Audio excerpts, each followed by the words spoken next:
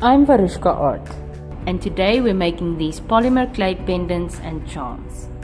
You will need soft FIMO clay, which is easy to condition. Any clay cutter you like.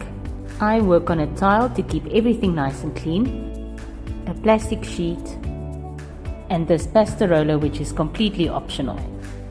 Break the clay into smaller sections, and then you just work and roll the clay until the clay comes soft and warm.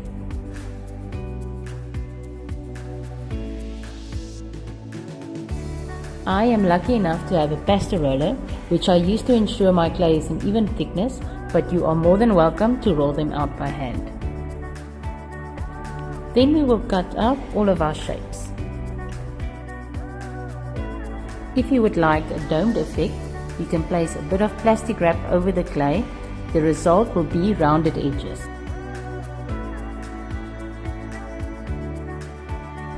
Create as many shapes and pieces as you would like. Once you have made all of them, you can punch holes into some of the pieces and bake them in the oven. The clay will turn into a hard plastic consistency once baked. Neaten your edges using a light sanding paper or nail file.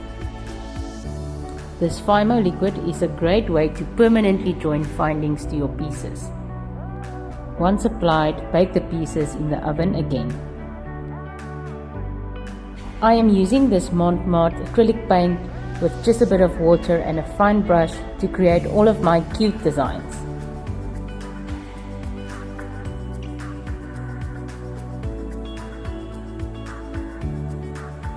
What is more South African than a good braai? So for this design I decided to create a South African themed braai earring.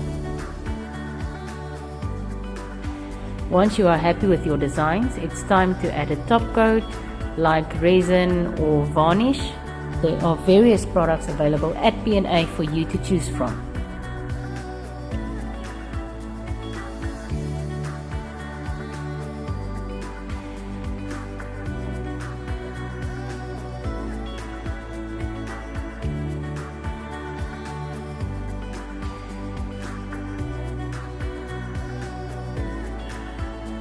This project is perfect to create wearable art.